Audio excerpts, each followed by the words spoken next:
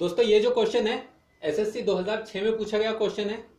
Question कहता है कि एक ही माप के मतलब 1 सेंटीमीटर त्रिज्या वाले 3 सिक्के एक मेज पर इस प्रकार रखे गए हैं कि वे सिक्के एक दूसरे को स्पर्श करते हैं और तब हमको इन सिक्कों द्वारा इनके बीच घेरे गए क्षेत्र का जो क्षेत्रफल है वो हमको निकालना है। तो दोस्तों क्वेश्चन थोड़ा कॉन्सेप्चुअल है, क्वेश्चन समझने वाला क्वेश्चन है। दोस्तों क्वेश्चन कहता है कि 3 सिक्के हैं, 3 सिक्के जिनकी त्रिज्या जो है 1 सेंटीमीटर की है। ये सेंटर हो गया एक, ये एक और ये। तो इनकी जो त्रिज्या है तीनों सिक्कों की वो 1-1 सेंटीमीटर की है। तब हमको ये 1 सेंटीमीटर की, ये 1 सेंटीमीटर, ये 1 सेंटीमीटर, ये 1 सेंटीमीटर, ये 1 सेंटीमीटर, ये 1 सेंटीमीटर, 1-1 सेंटीमीटर की त्रिज्या है। तो हमको यहाँ पे इन तीनों सिक्कों के द्वारा ये जो क्षेत्र घेरा गया है इसका हमको क्षेत्रफल निकालना है, इस क्षेत्र का क्षेत्रफल निकालना है। तो हमको दिख रहा है यहाँ पे कि ये त्रिभुज बन गया हुआ है, एक समबाहु त्रिभुज बना हुआ है जिसका एक पॉइंट ए है, बी है, दूसरा पॉइंट बी है और तीसरा पॉइंट सी है। समबाहु कैसे? क्योंकि ये 1 सेंटीमीटर, ये दो, एक और एक 2 सेंटीमीटर हो गया। तो इसकी जो भुजाएं हैं 2-2 सेंटीमीटर की दिख रही हैं जो कि बराबर है। अब इनकी भुजाएं बराबर हैं तो इनका जो कोण है, भुजाओं से बनने वाला जो कोण है वो भी बराबर होगा।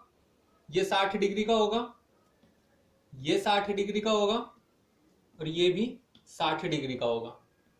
तो हमें करना क्या है, इस त्रिभुज का क्षेत्रफल निकालना है। इस त्रिभुज के क्षेत्रफल से इस चाप के द्वारा इस केंद्र पे जो 60 डिग्री के कोण के द्वारा जो क्षेत्रफल बना है इसका क्षेत्रफल, इस क्षेत्रफल को हम 3 गुना करेंगे और इसको त्रिभुज के क्षेत्रफल से घटा देंगे। 3 गुना क्यों करेंगे? क्योंकि ये क्षेत्रफल इस क्षेत्रफल के बराबर है, ये क्षेत्रफल इस क्षेत्रफल के बराबर है। तो ये तीनों जो क्षेत्रफल हैं चाप के द्वारा बने हुए, ये तीनों एक दूसरे के बराबर हैं। तो इसलिए 3 गुना करके 1 का निकालेंगे और उसमें 3 गुना करेंगे और इस 3 गुने क्षेत्रफल को इस त्रिभुज के क्षेत्रफल से घटा देंगे तो हमको ये जो रेखांकित वाला एरिया है इस एरिया का क्षेत्रफल निकल जाएगा। बस इतना ही करना है। तो चलो फिर करते हैं। तो ये क्या बन गया हमारा समबाहु त्रिभुज। तो समबाहु त्रिभुज का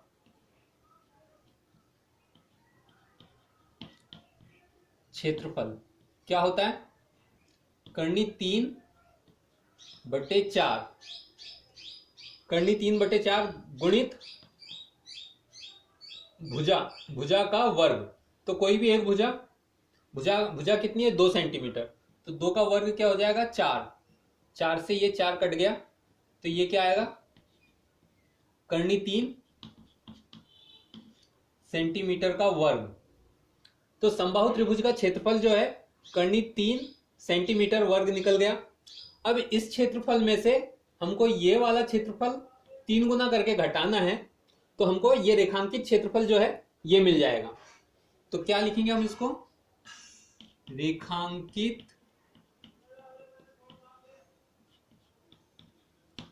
क्षेत्र का क्षेत्रफल। ये कैसे निकलेगा? ये निकलेगा कर्णी 3 minus pi square, pi R square actually. और आर की वैल्यू क्या है यहाँ पे? 1। त्रिज्या क्या है यहाँ हमारी? 1 सेंटीमीटर। तो 1 सेंटीमीटर का वर्ग। पाई आर स्क्वायर क्या हुआ हमारा? पूरे वृत्त का क्षेत्रफल। पूरे एक वृत्त का क्षेत्रफल क्या हुआ? पाई आर स्क्वायर। तो अब ये 60 डिग्री के द्वारा घेरा गया क्षेत्रफल, 60 डिग्री के एंगल से ये चाप के द्वारा घेरा गया जो क्षेत्रफल है ये निकलेगा गुणित में 60/360, क्योंकि ये पाई स्क्वायर जो होता है 360 डिग्री के लिए होता है। तो 60 डिग्री के लिए जो क्षेत्रफल निकालेंगे वो 60/360 होगा।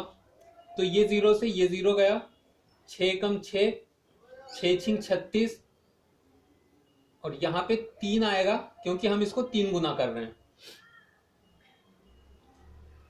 तो ये 3 आया, तो ये 3 एकम 3 और 3 दूनी 6, तो ये क्या आ जाएगा बराबर करनी 3 माइनस ये माइनस पाई बचा यहाँ पे, पाई बटे 2। ये क्या है, क्षेत्रफल है, तो सेंटीमीटर वर्ग। तो आपका आंसर जो है डी है, डी ऑप्शन जो है राइट ऑप्शन है।